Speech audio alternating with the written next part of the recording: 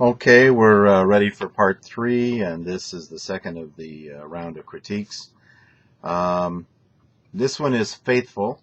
Faithful spoke about raising educational standards, and it was a good topic, compelling facts, but not a strong solution presented. Remember, we have plan, need, and practicality.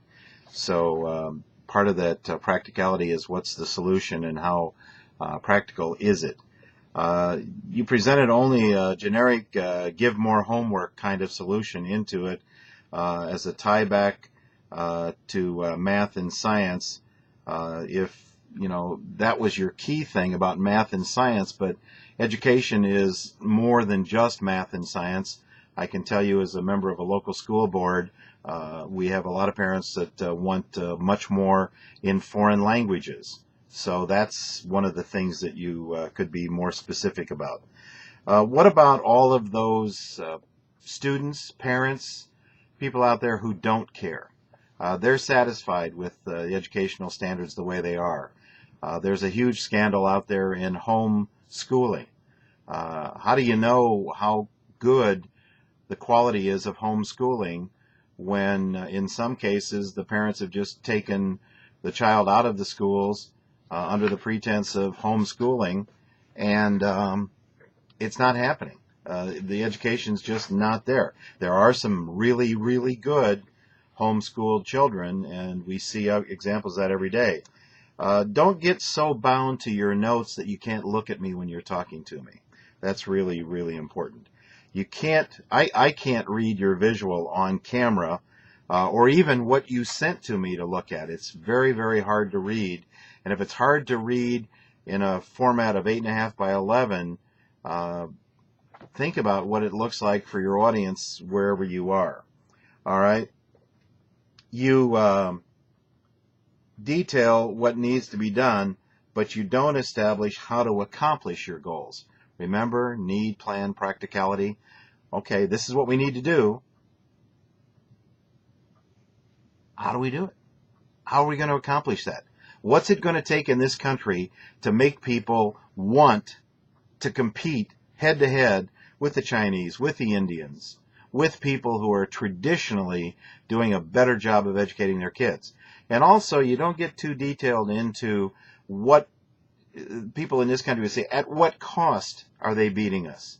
Well, some cases it's 6 days a week. Some cases it's a really extended school day followed by tons of homework, followed by basically little or no what we refer to here in this country as extracurricular activity.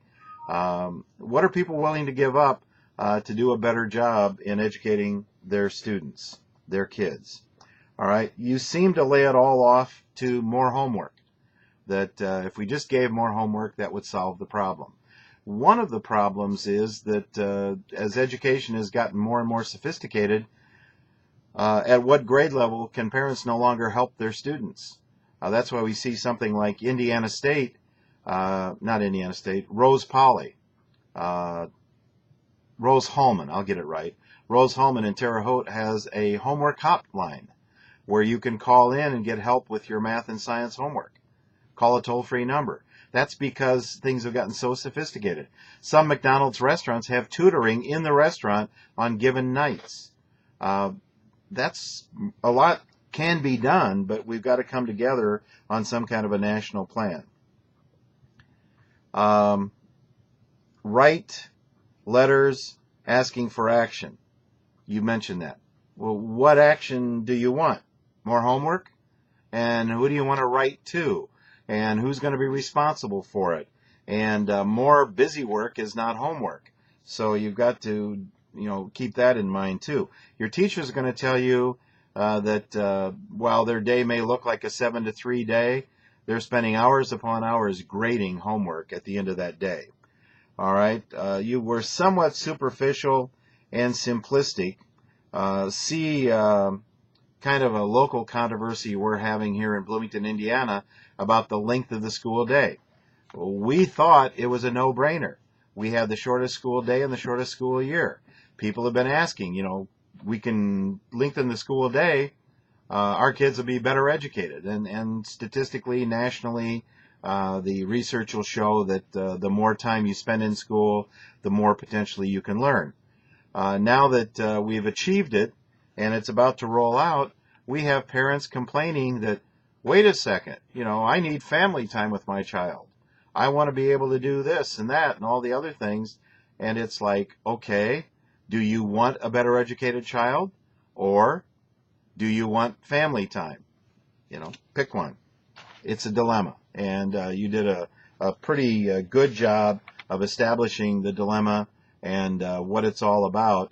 What you need to do is just make sure that we totally understand what the situation is.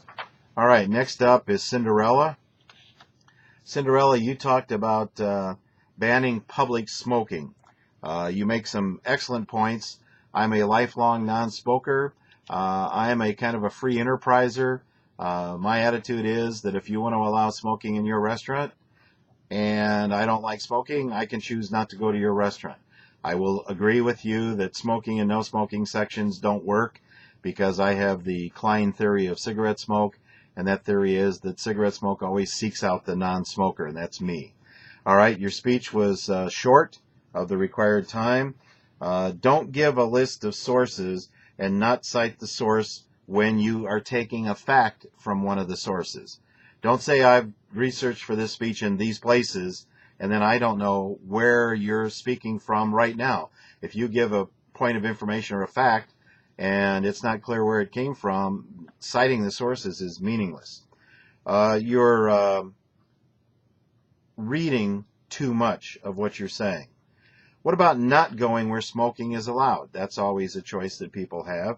Since it is a legal activity, on what basis do you ban it? Smoking is not illegal, except for buying cigarettes in certain ages. But somebody over 21, it's legal to smoke. We know all the evils. We know how bad it is for you, but no one is making it illegal. So on what basis do we ban people's legally given right to smoke in certain places? All right. You use cause it's that way, for because. Don't slur your words in any of this. The National Cancer Institute is a government source. And then I just would say this to you. You got a skeptic sitting in your audience. They're going to say, well, you mentioned cigarettes kill people, so we should ban cigarette smoking. Well, I would say to you, cars kill people. Should we ban cars? That's the kind of thing that people think when you're giving a speech. You've got to work to make it work a little bit better for you when that kind of stuff is happening. All right, so we're going to close out here now, and we'll be back with the last couple of critiques.